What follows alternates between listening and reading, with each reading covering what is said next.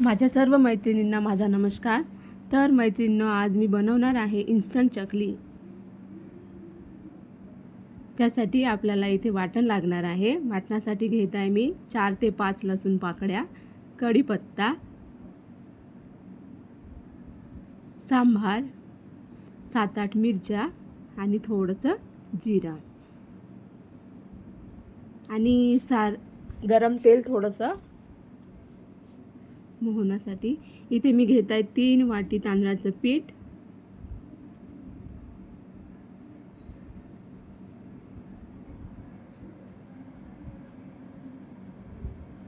1 वाटी बेसन,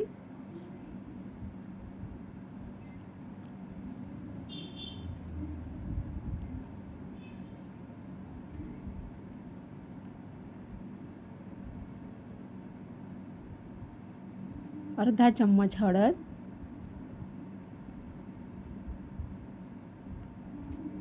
1 चम्मच तिखट,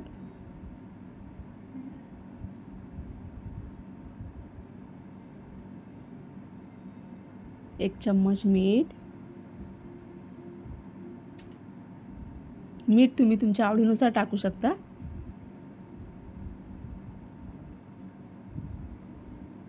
अर्धी वाटी तीळ, अर्धा चम्मच ओवा,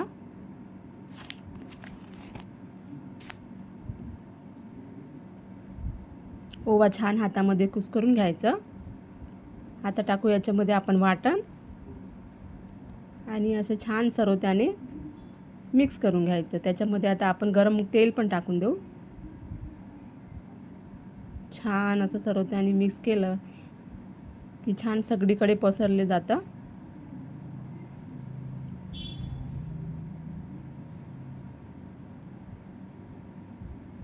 इथे मी घेत आहे गरम पाणी, कारण गरम पाण्याने चकली छान खुसखुशीत होते.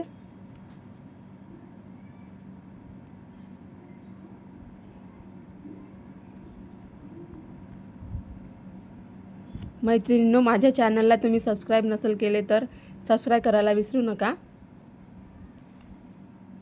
आता छान हाताने मळून घेऊ. अति पण गरम पाणी नाही घ्यायचं, थोडं कोमट असलं तरी चालते.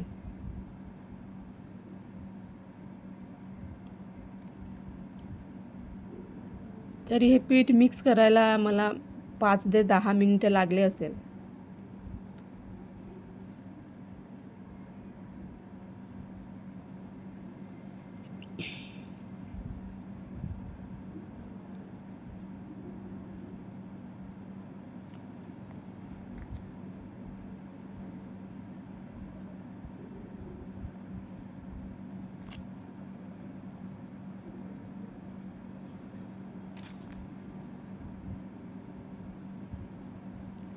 बघा कशी मी मळून घेऊन राहिली. छान मळलेलं आहे बघा, तुम्ही बघू शकता. असं आता प्लेट झाकून बाजूला ठेवत आहे मी. आता गॅस सुरू करू. त्याच्यावर मांडत आहे कढई. छान असं पेपर घ्यायचं आणि त्याचे तुकडे करायचे चकल्या ठेवायसाठी.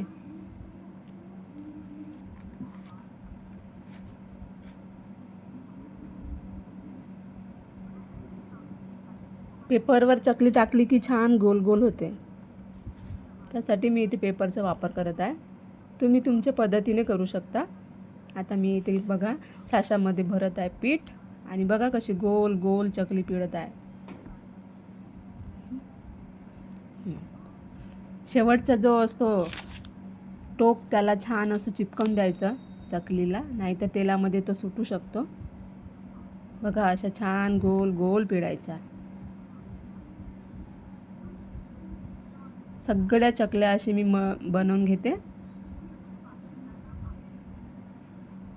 चकली पिळताना किती आनंद होतो की नाही सगळ्यांना.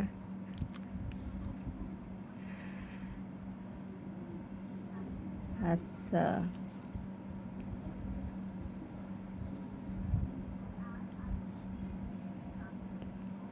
माझी इथे सर्वांना एक टीप आहे की चकल्या तळताना तेल खूप गरम नसावं आणि चकल्या नेहमी मध्यम आचेवरच तळाव्या, तरच त्या छान खुसखुशीत होतात.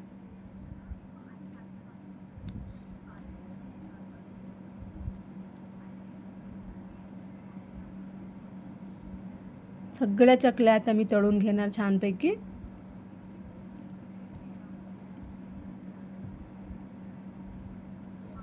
टाकल्याबरोबर लगेच परतायच्या नाही चकल्या, तुटू शकतात.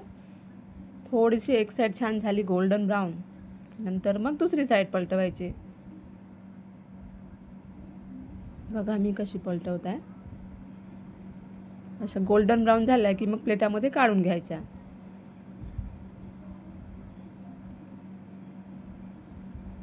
बघा किती छान रंग आलेला आहे चकल्यांना.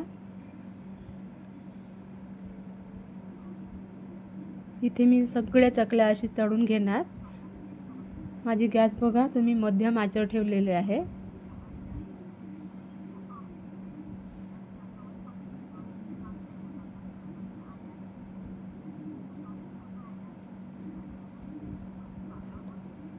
झाला, सगळ्या चकल्या इथे तळून झालेल्या आहे. प्लेटामध्ये काढून घेऊ आपण.